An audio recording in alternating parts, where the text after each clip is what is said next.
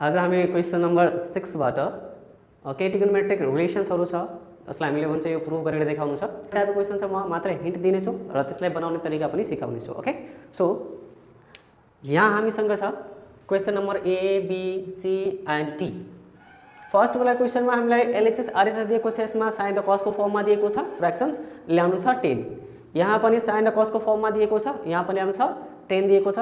यता चाहिँ same sin cos छ र यहाँ cot ल्याउनु छ र यहाँ 10 ल्याउनु छ। ओके, जब हामीलाई LHS मा sin और cos को फर्ममा केही दिएको हुन्छ, यदि हामीलाई भनिन्छ 10 मा प्रुफ गर वा cot मा प्रुफ गर, त 10 ल्याउनको लागि माथिमा अलवेज टार्गेट हुन्छ हामीलाई sin ल्याउनु छ, तलमा के गर्नु छ cos बनाउनु छ। किनभने 10 को रेशियो हामी के पढेछौं sin by cos, त त्यही sin by cos लाई हामी युज गर्ने गर्छौं। ओके, सो ए नम्बरमा sin 2a by 1 plus cos 2a ल्याउनु छ हामीलाई 10a, यति प्रुफ गर्नु छ। त फ्रम LHS लेफ्ट ह्यान्ड साइडबाट यानी कि यसलाई हामी सल्भ गर्छौं। यहाँ दिएको छ हामीलाई sin 2a by 1 plus cos 2a। अब यसमा गर्नु के छ हामीलाई, माथिमा त टार्गेट छ हामीले sin ल्याउनु छ। sin 2a को फर्मुला के हुन्छ, sin को फर्ममा 2 sin a into cos a, यानी कि ओन्ली sin मा त हुँदैन, यसको फर्मुला जेनरल के हुन्छ 2 sin a into cos a। र यहाँ cos 2a को फर्मुला के हुन्छ, डिफ्रेन्ट टाइपको हुन्छ, sin को फर्म अलग हुन्छ, cos को फर्म अलग हुन्छ र 10 को फर्म अलग हुन्छ। त तलमा हामीले ल्याउनु छ के cos, त यहाँ cos 2a को जुन दिएको छ यहाँ यसको फर्मुला चाहिँ हामीलाई cos को फर्ममा लगाउनु पर्छ, किनभने 10 चाहिन्छ भने तलमा cos। सो माथि बि आछ sin 2a को formula 2 sin a into cos a by 1 plus 2 cos square a minus मा 1। यो minus 1 plus 1 क्यान्सल आउट र बाँकी के रहन्छ हामीसँग माथिमा 2 sin a into cos a by 2 cos square a। 2 र 2 क्यान्सल आउट, cos स्क्वायर यहाँ दुईटा छ, एउटा cos क्यान्सल, बाँकी माथिमा एउटा sin तलमा एउटा cos। त finally we have sin a by cos a। sin by cos के हुन्छ 10 हुन्छ, RHS प्रुभ। यसरी गरेर माथिमा दिएको छ b मा 1 minus cos 2a by sin 2a ल्याउनु छ, यहाँ पनि 10 a नै ल्याउनु छ। So from LHS 1 minus cos 2a by sin 2a, use the formula 1 minus sin वाला formula 1 minus 2 sin square a by 2 sin a into cos a। अब धेरै जसोको माइन्डमा आउँछ सर यहाँ ब्र्याकेट किन युज गर्नु भएको छ। ओके, धेरै स्टुडेन्टले यहाँ कन्फ्युजन क्रिएट गरिरहेको हुन्छ। जब माथिमा हामीलाई माइनस दिएको रहन्छ नि साइडमा, कुनै एउटाको फर्मुला लगाउँदाखेरि त्यो बाइनोमियल फर्ममा आइरहेको छ भने, दुईवटा टर्म्स आइरहेको छ वा तीनवटा टर्म्स आइरहेको छ भने त्यहाँ अलवेज के गर्नु होला, माइनस साइनलाई ब्र्याकेटमा राख्नु, ताकि यो माइनस साइनले के हुन्छ भित्र मल्टिप्लाई हुन्छ। ओके, सो अब भित्र मल्टिप्लाई गर्नु माइनस साइनले, त 1 minus 1 plus 2 sin square a by 2 sin a into cos a। minus 1 plus 1 cancel out, remaining के छ हामीसँग 2 sin square a, अब बाइमा 2 sin a into cos a। 2 र 2 क्यान्सल आउट, स्क्वायरबाट एउटा साइन क्यान्सल, रिमेनिङ माथिमा एउटा sin a बाइमा cos a, and sin by cos के हुन्छ हामीलाई थाहा छ 10a हुन्छ, RHS प्रुभ। क्लियर? ल अब नेक्स्टतिर लागौँ। नेक्स्टमा के दिएको छ, सेम कट ल्याउनु छ। त यसको लागि म यहाँ सल्भ गर्दैन, यहाँ भनिरहेको छु। कट ल्याउनु छ भने माथिमा के चाहिन्छ cos, तलमा के चाहिन्छ sin, किनभने cos by sin को रेशियो के हुन्छ cot हुन्छ। त माथिमा हामीलाई sin 2a दिएको त्यसको त्यही फर्मुला हुन्छ, तलमा के चाहिन्छ sin। यो जुन cos 2a दिएको छ यसमा के लगाउनु होला sin वाला फर्मुला, सेम एज यहाँ जसरी मैले सल्भ गरेँ 1 minus cos 2a सेम यहाँ। ओके, यो तलमाथि छ नि, यो तलमाथि सेम गर्नु होला, त्यसको उल्टा के भइहाल्छ कट भइहाल्छ। ओके, सो डी मा दिएको छ 1 minus cos 2 theta by 1 plus cos 2 theta ल्याउनु छ 10 square theta. Okay, so from LHS 1 minus cos 2 theta by 1 plus cos 2 theta. अब यहाँ टेन ल्याउनु छ त माथिमा के चाहिन्छ साइन, तलमा के चाहिन्छ cos, त युज गर्नु।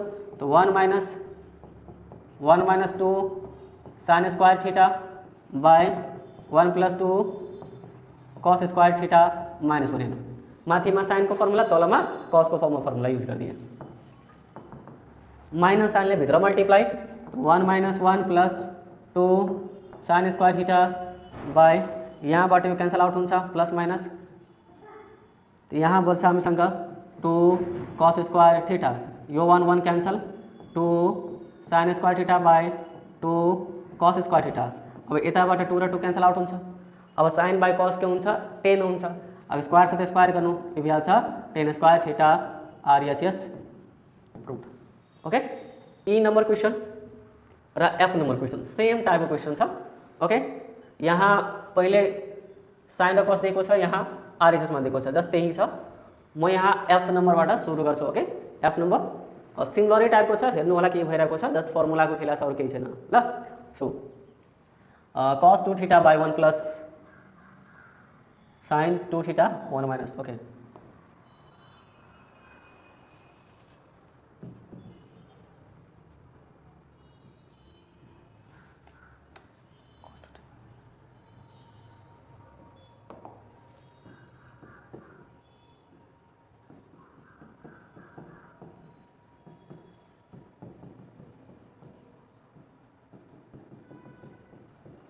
okay, let's go.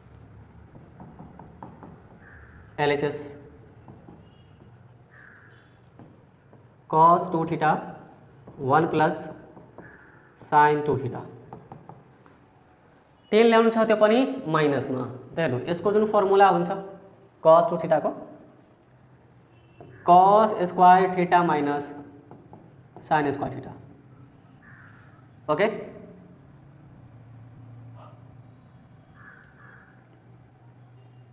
तलमा हुन्छ यसको फर्मुला 1 प्लस, अब यहाँ हेर्नु दुईटा तरिका छ, या त यसको लागि आइडेन्टिटी युज गर्नु, यो 1 को ठाउँमा cos स्क्वायर थीटा, यसको चाहिँ भइहाल्छ 2 cos theta into sine theta, sine 2 थीटाको फर्मुला, अर्को हुन्छ साइन स्क्वायर थीटा। यहाँ मैले के गरेँ, यो 1 को ठाउँमा cos square theta plus sign square theta formula use गर्ने आइडेन्टिटी। यो जुन साइन 2 थीटा छ त्यसको जुन फर्मुला छ मल्टिपल एंगल्स त्यो युज गरिदिए, ठीक छ।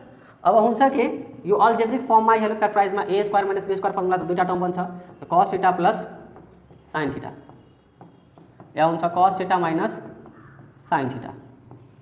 तलमा अब a square plus 2ab plus b square को फर्ममा दिएको छ भने यसलाई cos theta plus sine theta को होल स्क्वायर लेख्न मिल्छ। यहाँ स्क्वायर क्यान्सल, यहाँबाट यो प्लस वाला क्यान्सल, रिमेनिङ के छ cos theta minus sine theta by cos theta plus sine theta.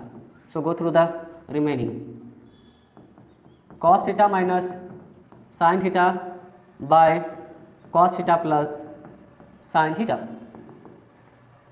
So we have this one. ल्याउनु के छ हामीलाई 10, त 10 ल्याउनुलाई के चाहिन्छ sin by cos, यहाँ हामीलाई के चाहिन्छ 1, त यदि म यहाँ cos ले डिभाइड गर्छु भने यहाँ 1 आइहाल्छ, यहाँ यदि cos ले डिभाइड गर्छु भने 10 आइहाल्छ। ओके, त्यति त गर्न सकिन्छ। ओके, सो यो भइहाल्छ cos theta minus sin theta बाईमा cos थीटा, तलमा पनि same cos theta plus sin theta बाईमा cos थीटा।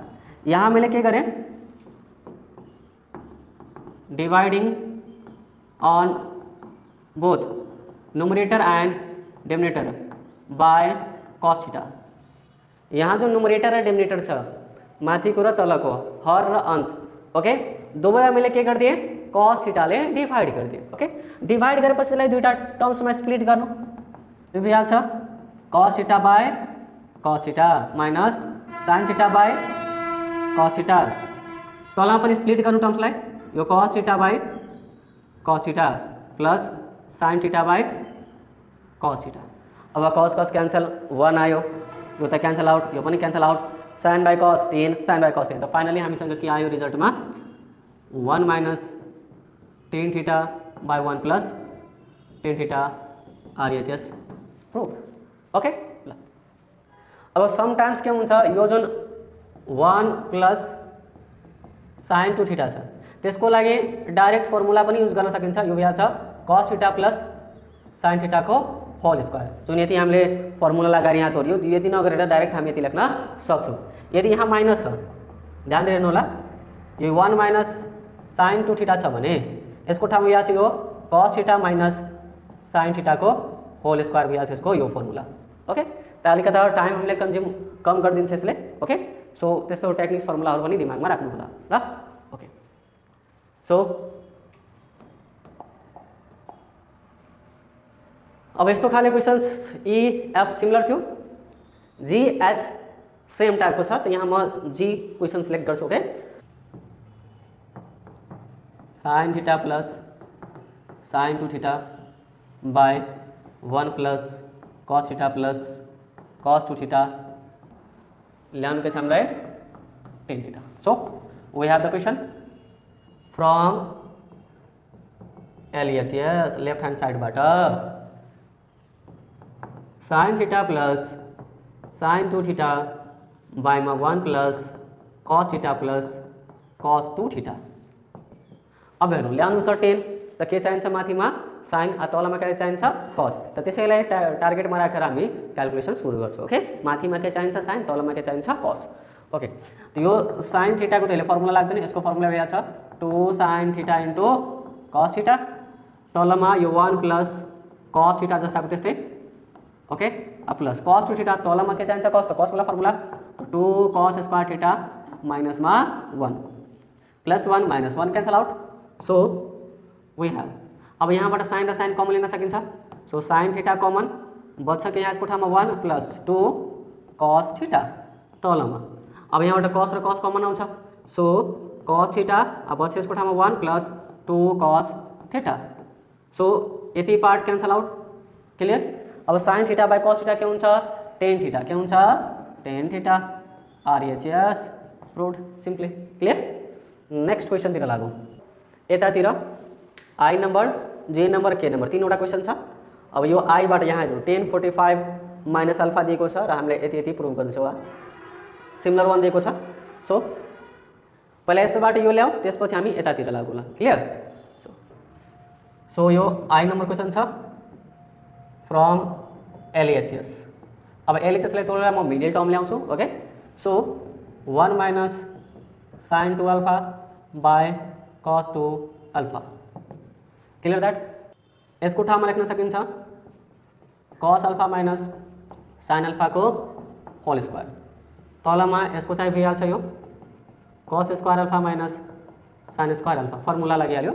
ओके यसको लागि डाइरेक्टली फर्मुला भर्खरै बनेको थिए र यहाँ कॉस 2 को फर्मुला साइन र कॉस दुवैको फर्ममा यति हुन्छ। अब अगाडि बढौँ यो भइहाल्छ हाम्रो cos alpha minus sine alpha को होल स्क्वायर यहाँ ए स्क्वायर माइनस बी स्क्वायर को इसको दुईटा टुक्रा भइहाल्छ यो cos alpha plus sine alpha cos alpha minus sine alpha clear. तो यहाँबाट स्क्वायर यो माइनस वाला क्यान्सल आउट रिमेनिङ के छ cos alpha minus sine alpha by cos alpha plus sine alpha. अब यस्तो कन्डिसन भर्खरै हामी गरेको थियौँ हैन कि न्युमरेटर डिनोमिनेटरमा हामीले के गर्नुपर्छ यस्तो कन्डिसन त सिकेको थियौँ हामीले कि यस्तो कन्डिसन आउँदाखेरि के गर्नुपर्छ हामीलाई न्युमरेटर डिनोमिनेटरमा यदि टेन ल्याउँछ भने कसलाई डिभाइड गर्नु कट ल्याउँछ भने साइनले डिभाइड गर्नु। सो यो भइहाल्छ cos alpha minus sine alpha बाईमा कस अल्फा यो भइहाल्छ cos alpha plus sine alpha बाईमा कस अल्फा क्लियर दैट। यो बचिहाल्छ 1 minus 10 alpha by 1 plus 10 alpha यति क्याल्कुलेट गर्दाखेरि यो नि आउँछ कस कस क्यान्सल भएर 1 साइन बाई कस के हुन्छ 10 यहाँ पनि कस कस क्यान्सल भएर 1 साइन बाई कस के हुन्छ 10 एक स्टेप आफै गर्न सक्छौ। ओके ल अब यो त आइसकेको छ यसलाई हामीलाई MT proved middle term proved. अब हामीलाई के गर्नु छ यो मिडल टर्मलाई तोडेर म यति ल्याउँछु। Okay from MT from middle term. Okay middle टर्ममा के छ यहाँ दिएको छ 1 minus 10 alpha by 1 plus 10 alpha 1 को ठाउँमा यहाँ 10 45 डिग्री लेख्न सकिन्छ किनभने हामीले 45 डिग्रीमा ल्याउँछ नि त 1 बराबर के हुन्छ 10 45 डिग्री माइनस यो भइहाल्छ 10 अल्फा एकर्डिङ टु फर्मुला के गर्यो यो 1 जस्ताको त्यस्तै राखेर यो भइहाल्छ 10 45 डिग्री 10 45 भनेको पनि हुन्छ यहाँ भइहाल्छ 10a। अब हेर्नु त 10a minus b by 1 plus 10 into 10b formula बन्यो। त्यसको ठाउँमा हामी के लेख्न सक्छौँ 10a minus b RHS prove. अलिकति टेक्निकली सोच्नु होला, यदि 10a माइनस b त यसको फर्मुलामा ल्याउनु पर्यो हामीले। ओके, यसको त हामीले फर्मुलामा बनाउनु पर्ने हो।